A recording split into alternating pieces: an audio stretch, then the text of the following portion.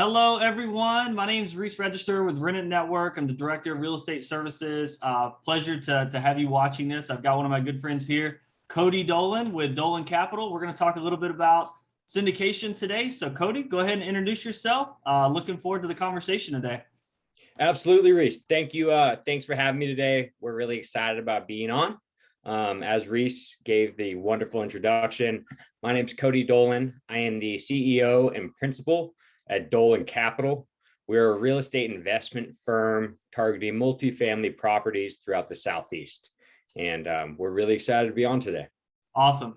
Good. Yeah, some good stuff. I met Cody actually through LinkedIn, and it just piqued my interest. And we had a few conversations, and the relationship's been good. So it's just one of those kind of not as scripted conversations as usually these go by. We can actually have just some open dialogue to understand some stuff on different levels. So the first thing, just to kind of at a high level, Cody, what is a syndication? And then I guess how does that differentiate from a fund in layman's terms, I would say?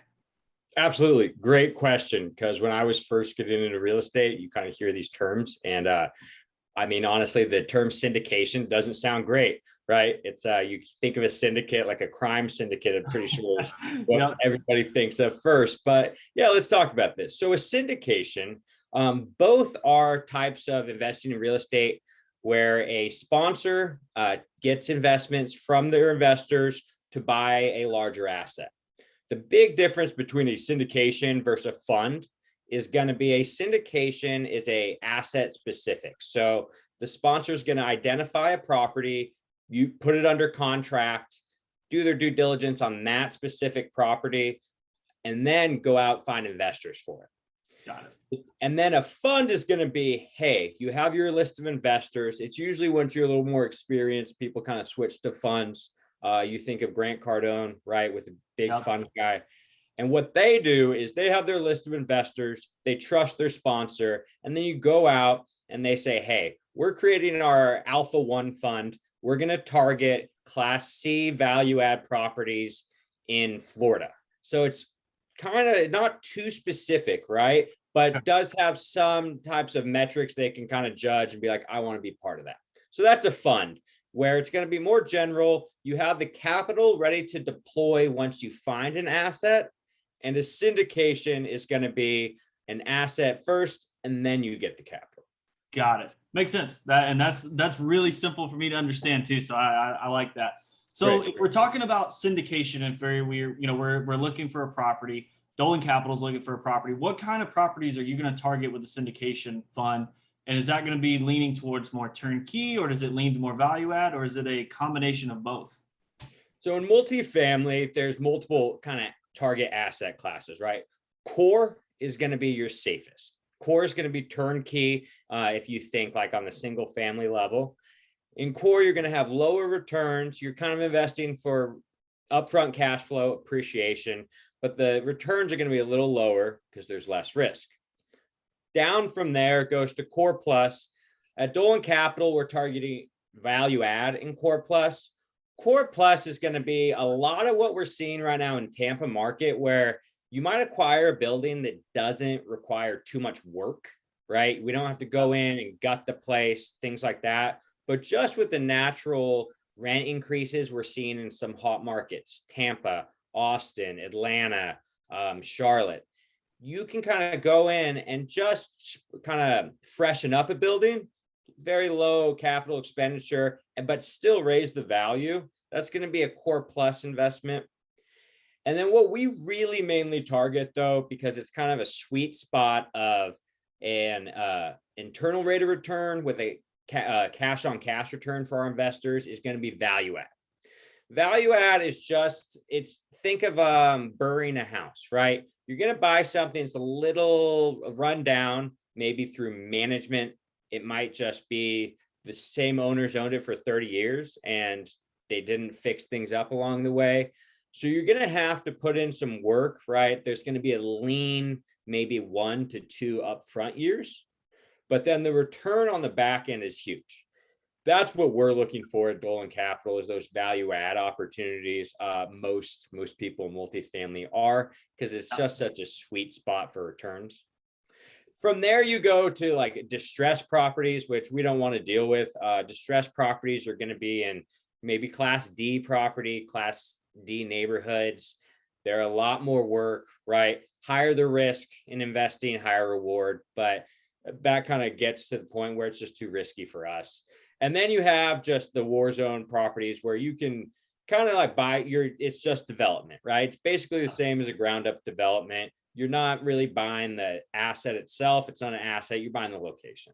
And we don't really do that right now either. If we were to do the ground up development, we are looking to be in BA neighborhoods, and that's getting back to that core investment class. Gotcha. What's interesting is Tampa Bay is so diverse that you've got a little bit of mixture of all of those throughout, central located Tampa. Then you get on the outer bands, you've got just a little bit of blend of everything. So depending on your angle on it, there's definitely opportunity for all of those. So if I'm an investor, what a lot of people are reading on the internet, go to Tampa, go to Austin, go to Atlanta, invest in real estate, buy in real estate. So what are going to be the advantages for someone directly buying the asset or going through a syndication fund and go in that avenue? What are some of the good things that come out of that? Amazing question, right? And it's kind of that you think like, why would somebody just invest and not do it themselves? Well, we're going to start with one, people are busy, right? There's a lot of high earners out there that are high earners, not in the real estate world, right? And it takes a kind of a long time to be able to safely invest in real estate, right? Same with investing in stocks. Some people do it fine. They've spent a whole lot of time educating themselves on markets and fundamental analysis and how to pick their bets. So we offer that instead of somebody having to buy a $150,000 house, manage the rehab process, and then rent it out and be cash flowing a few $100 a month, we offer that, hey, you can take your 150 grand, place it with us. We're going to go find you something that's going to get you your desired return, right? We're not just begging for money and placing it. Our goal is to get money for our investors, right? We're going to preserve their capital. The whole reason we do this is because real estate is the investment class we believe in. You have more control.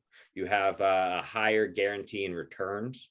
There's so much more that you can do yourself to affect the outcome rather than, we're seeing right now with the S&P 500, crypto investors, pretty volatile sometimes.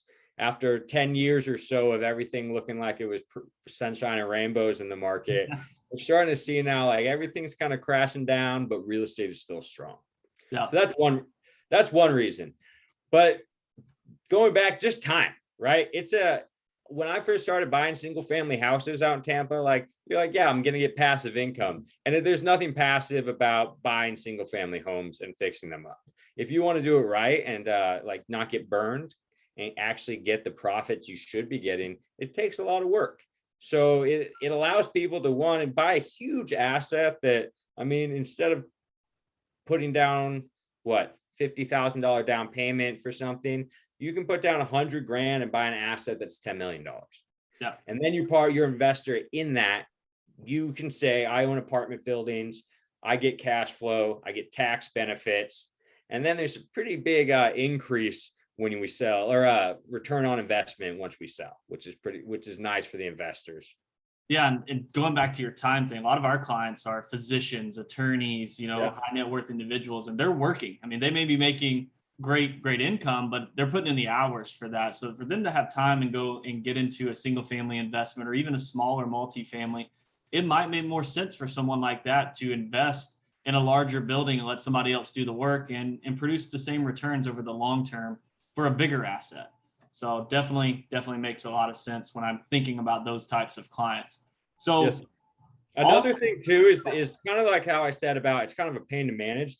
When you're going, as you see as our PM in Tampa, when you're going higher, everything's built into your budget, right? So we're not going out of pocket to pay our property managers. We're not going out of pocket to pay our taxes. We're not going out of pocket to pay like legal fees or this and that. That's budgeted for. It's all in there, and you're getting your returns after that.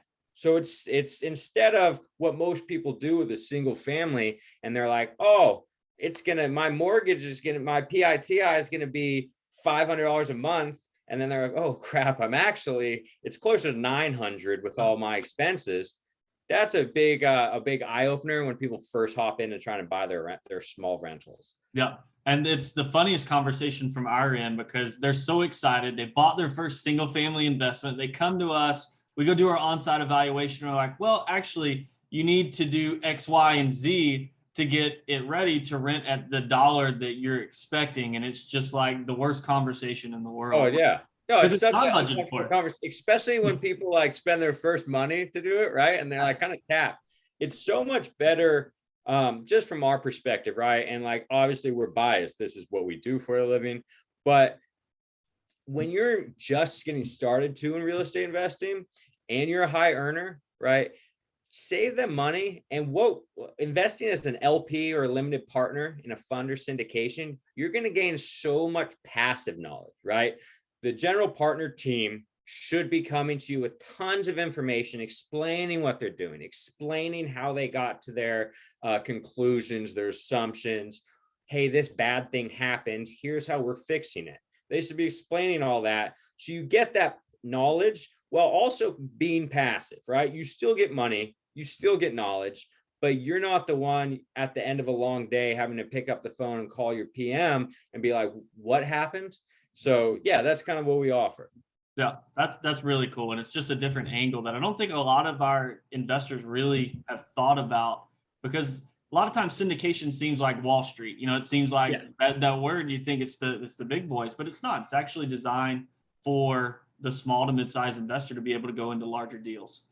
Exactly. And to be honest, like as I'm a realtor, was a realtor, starting out in real estate, start making more money, and right, you start talking to investment advisors, financial advisors.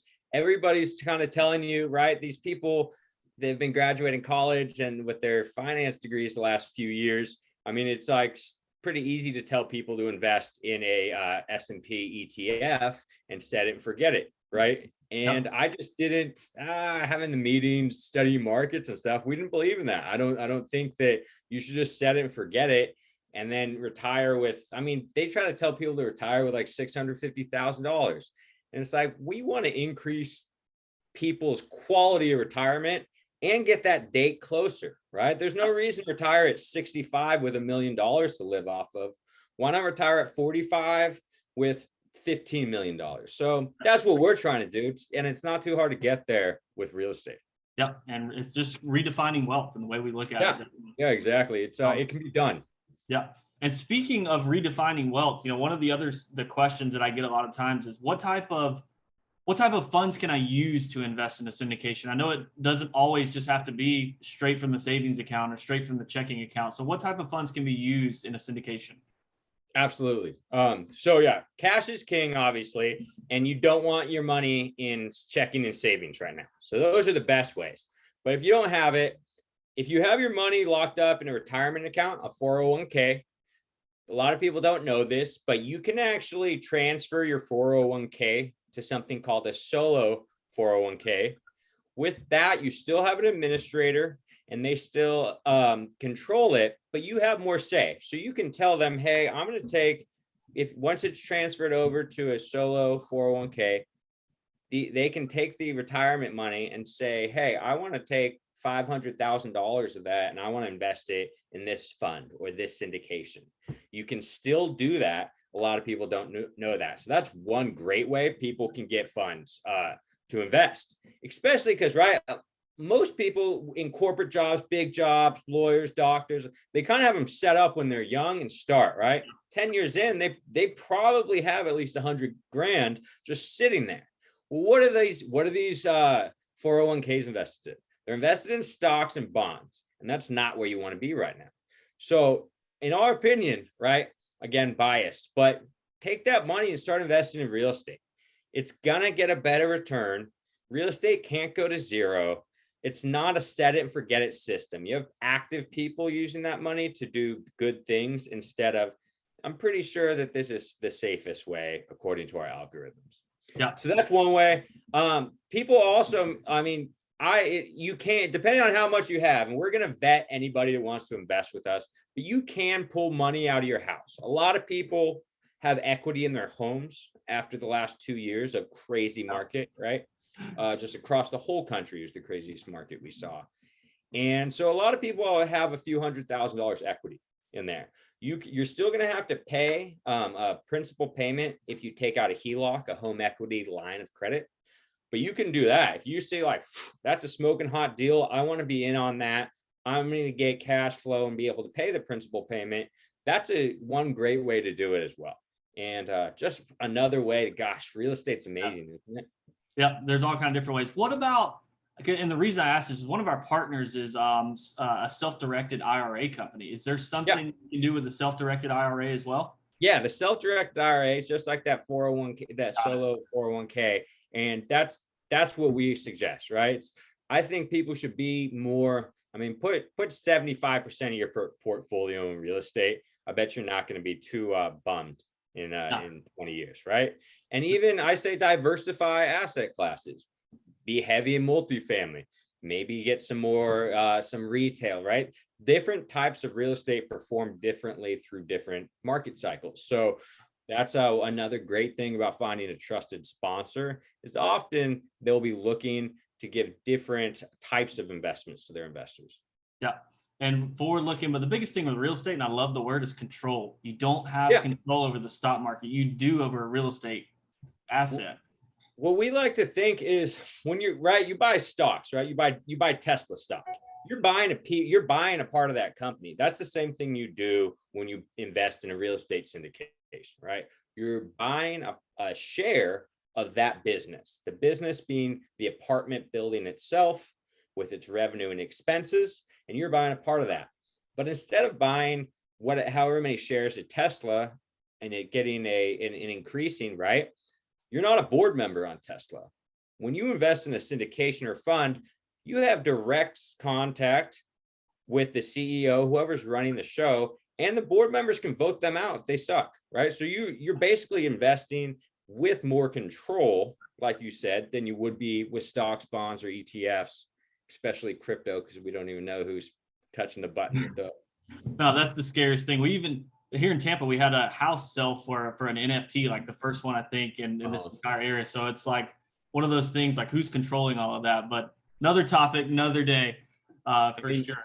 You could paint some rocks and convince somebody to sell their house for them. Yep, that's where we're at right now. So cool. So once the syndication is kind of got everything in line, where do you find deals? Like, where do you source deals for what you're looking for in those asset classes? Where does it come from? So obviously, I mean, people are like, oh, I like off-market deals. We like off-market deals too. Commercial real estate's a little bit different, right? It's much more how the world of residential real estate was before before the MLS. So brokers had their book of business. I got these properties for sale. Only the people they told knew about it, right? That's how commercial real estate's done too. So brokers will have listings that aren't necessarily listed. For instance, like we say, like things go to what is it? Not CoStar, the other one. Things go online to die. In commercial real estate, right? Once a broker's broadcasting it, it's probably not the best deal. It's probably a seller that's kind of stuck on their price and valuing on I mean, right now what we're seeing is people value on the future value of the asset, especially in Florida. But gosh, sorry. What was the question? I'm circling back. So where are the deals? Oh, where are we sourcing deals? Yeah. So we're getting them from brokers, right? We form relationships with these brokers, pick up the phone, calling them after a long time of sending emails, talking to people. They send us emails, right? Hey, check out this property. They know what we are doing. So I get things like, hey, for a long time, you start talking to brokers, they send you a lot of stuff. I'm like, hey man, we want nothing lower than 50 units. And that's kind of our hard line. We really want to be above that 80 unit, Florida. We get the on-sites there. But that's our bread and butter. Also, you get good brokers and there's some younger brokers right now, right, that have only seen the good market and they don't understand why you might be pushing back. Like, hey, my expenses are 50%. We don't think there's going to be 13% rent growth for 3 years straight, things like that. And some valuations get crazy. I think I've told you this. There was a property we offered on, and I was like, hey, here, broke down our underwriting, like, hey, we can offer 10.75. And the broker's like, thank you. We got offers above 13.5. And I was like, oh, well, good luck. Like, good for them. Like, I wish I knew what they were doing, but hey, brokers are great. Obviously, if anybody out there, you want to bring us a 50+ unit apartment building, we'll pay you $50,000. So our website's dolancap.com. You can reach us there. We take any and all deal flow. So we're analyzing deals all day, every day.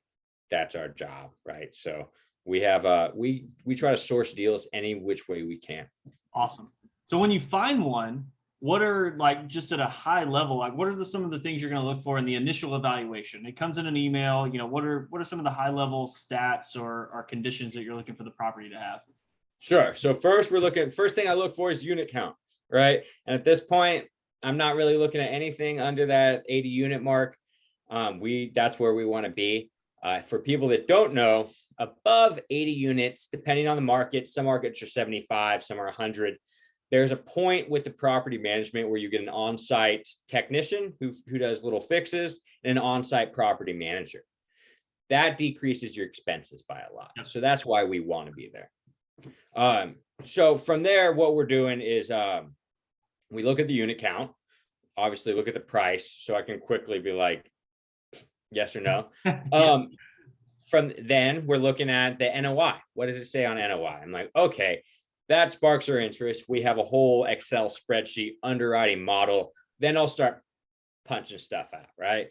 Then we look at the pro forma given to us by the brokers or the financials, whatever we have, right? And we'll sometimes they give you a pro forma, rent roll, and some financials. Sometimes they give you handwritten financials that were done on Post-it notes for the last 3 years. So it all depends on the seller. And you bust those into our model, and we'll kind of get a good idea of, all right, this is where it's at. We're going to buy it here. And it's going to be probably, like I said, with the value add, it's going to be pretty lean there, right? Where an acquisition, because we're going to be paying a loan for an amount somewhere in between what we can do with it over here and where it's at now. And so the loan's going to be about here. And then it really puts the pressure to raise those rents quickly.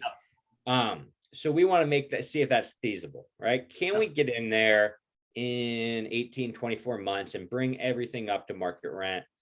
From there, I'll be like, all right, how much is the all-in cost? Because if it was originally 10 million and we're going to spend 3 million in CapEx, well, now I'm going to tell them that we can pay 8 million, right? Because it's not the same. I need it lower.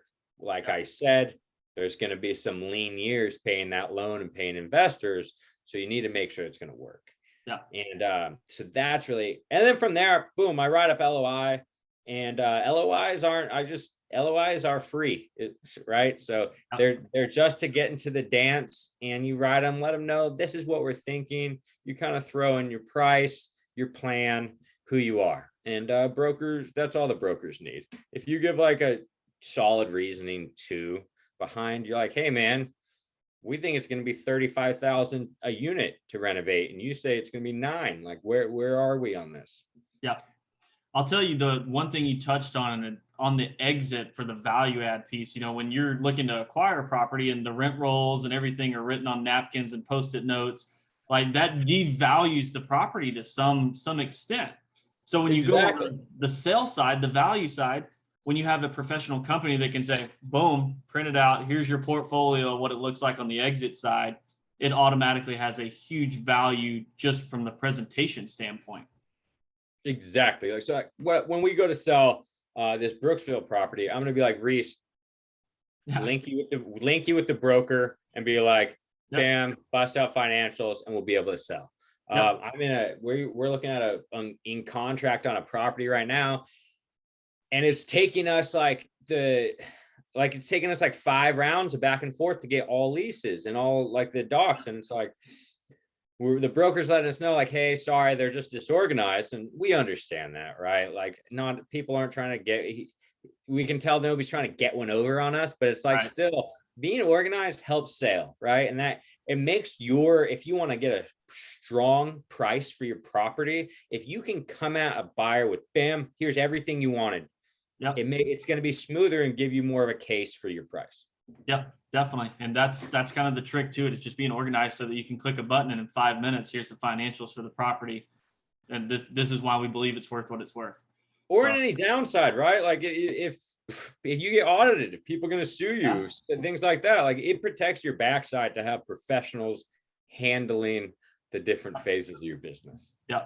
So I know, and you've got an LP guide, and we'll get that in just a minute. But post close, what can investors in the syndication, what can they expect to get from the syndication and any communication throughout that process? What are some of the expectations that they should have on that?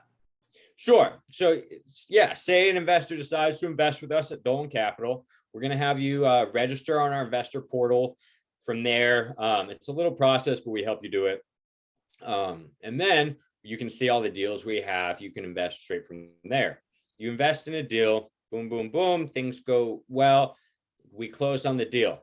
From there, we're going to let you know, hey, congratulations. You own an apartment building now. You're an apartment investor. Good for you. We're going to give you our game plan. And before we close, there's a ton of documents that you're going to read as an investor, outlining everything before you invest, right? You're going to know everything.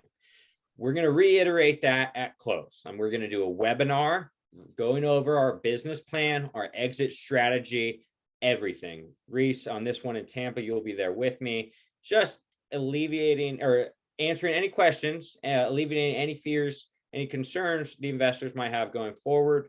But we really try to have everything answered right before close. It's more of an update.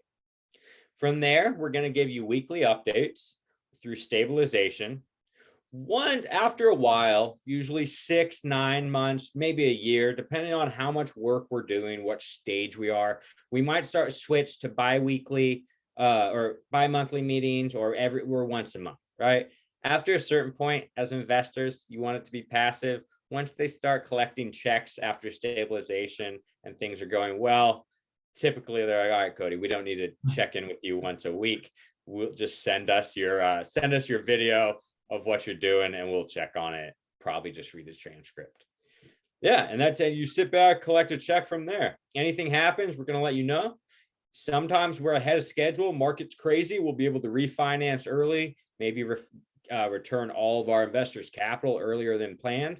Or sometimes it just works to, heck, stabilization took 18 months instead of 24, and we're going to sell in month 30 instead of month 36, and things like that can happen. So we're going to have 100% clear transparency. We're always available. We're always answering questions, right? We like to, one of our core principles at Dolan Capital is exceptional communication. We want to have a good group of investors that feel comfortable reaching out with any question, anytime, and feel it's answered quickly. No, that's awesome. You know, that's building a relationship, because that's what keeps your investors coming back and using Dolan Capital. So I know there's a ton more. You have a guide for all of this that kind of answers in detail the entire process. It was really good. I appreciate you sending that over. So if you want, what if someone's interested in learning more, what would be the next step to contact you or get registered to even see kind of what that guide looks like? Absolutely. So first, I'm a big social media guy. I like to be accessible to people and share real estate as much as I can. I'm on Instagram, Cody J. Dolan. Cody is COTY J. Dolan. Also, there's a Dolan Cap Instagram, but you can find that from mine. I love LinkedIn. Really, really, really, really active on LinkedIn. Cody Dolan. I'm pretty sure you can find me. I have the same picture on everything, so it makes it easy. Our website is dolancap.com, and we have a ton of great stuff on there. I have it available that you can schedule an investor call with me, and I can do a one-on-one, talk about your concerns, maybe your goals, who you are. We get to know each other, and we can get you set up with an investor account that way. I also have it. You could schedule a quick call with me on our website. We have a resource page with a ton of great information on there, our guides on there. We also have some market guides, some information on how we do our analysis. And We make ourselves accessible as much as possible so we can help people, teach people about real estate in any way possible. That's our goal. Well, I appreciate your time today, Cody. Great information. I know we could probably spend 10 hours on here going back and forth having real estate talk. So we compressed it for everyone. So that was good. So I appreciate it. If you want to contact Cody or Rent It Network, let us know. You can visit our webpage, rentitnetwork.com. And Cody, we'll see you next time. Looking forward to future projects with you, man. Reese, this was great. I appreciate it. Rent It Network, we love you guys. And I will talk to you soon, my friend. Sounds good.